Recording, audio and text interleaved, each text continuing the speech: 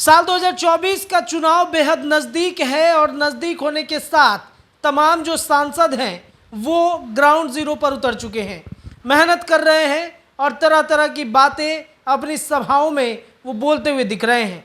लेकिन इस वक्त बिहार में दो ऐसे चेहरे हैं जो काफ़ी ज़्यादा सुर्खियां बटोर रहे हैं। उन चेहरों में सबसे पहला नाम आता है प्रशांत किशोर का।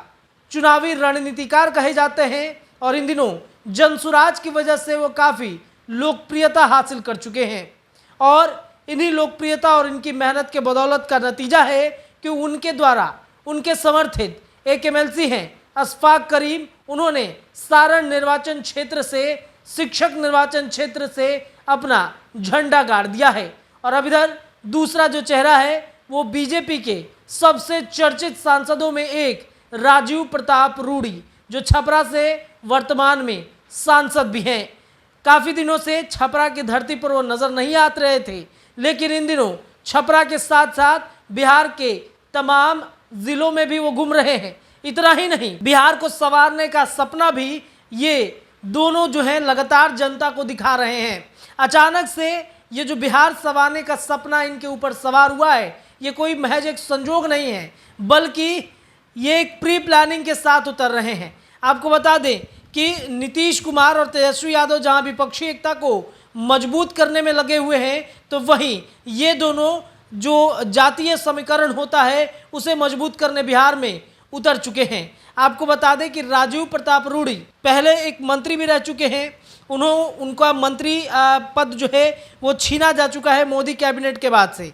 वो मंत्री पद कौन सा था, तो आपको बता दें कि नरेंद्र मोदी का जो ड्रीम प्रोजेक्ट था स्किल इंडिया, उसको वो धरातल पर उतार नहीं सके, जिसके बाद उनका मंत्री पद छीन लिया गया। उसके बाद दोबारा इनको मौका नहीं मिला। आपको बता दें कि 2025 को लेकर का अभियान राजीव प्रताप रूडी की तरफ से छेड़ी जा चुकी है। अगले 2 चरणों में बाकी जिलों में वो पहुंच रहे हैं और बिहार के तमाम जिलों में ऐसा ही उनका एजेंडा चलता रहेगा। उनके विजन बिहार एजेंडे की खासियत यह है कि बड़े पैमाने पर अगड़ी जाति के लोगों का जुटान हो रहा है। आरोप लग रहा है कि राजीव प्रताप रूडी अगली जातियों को तोड़ने में लगे हैं। आपको बता दें कि वो गोलबंद भी कर रहे हैं।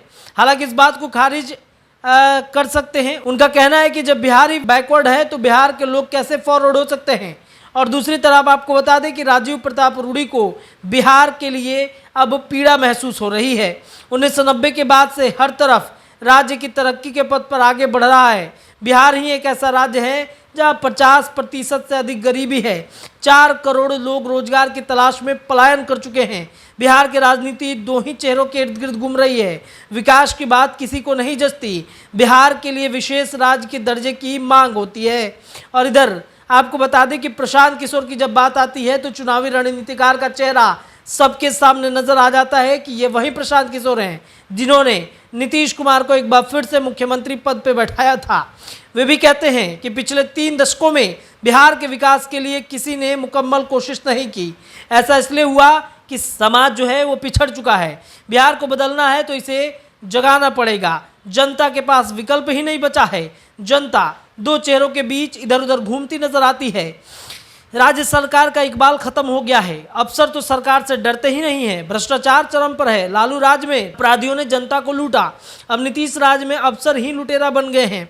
तो इस प्रकार से इन दोनों की मुहिम अब छिड़ चुकी है। कितना कामयाब हो सकता है इन दोनों का प्रयास, तो आपको बता दें कि बिहार की दुर्दशा का कारण प्रशांत किशोर जनता का सोते रहना बता रहे हैं, तो रूडी जनता के बंद दिमाग को, रूडी जनता का दिमाग खोलने के लिए अपना अभियान चला रहे हैं, तो वहीं प्रशांत किशोर जनता को जगा रहे हैं। दोनों में बुनियादी फर्क ये है कि चुनावी रणनीतिकार हैं तो दूसरे कुशल राजनीतिज्ञ हैं। चुनावी रणनीतिकार होने के साथ ही प्रशांत के पास कोई पॉलिटिकल प्लेटफॉर्म नहीं है, तो रूडी के पास भाजपा का राष्ट्रव्यापी मंच है। फिर भी रूडी बीजेपी के हित में ही पार्टी के बैनर से अलग अपना अभियान चला रहे हैं। रूडी इनमें नाफा नुकसान का कोई आकलन नहीं करते, तो पीके वैकल्पिक राजनीति की बात करते हैं। तो इन दोनों ने पूरी तरीके से अभियान छेड़ रखा है। तो क्या अब सवाल उठ रहा है कि नीतीश और तेजस्वी का जो मुहिम है उसे ये दोनों डैमेज कर सकते हैं? फिलहाल अपनी राय कमेंट सेक्शन में दीजिए। जुड़े रहिए द बिहार टॉप के साथ। धन्यवाद।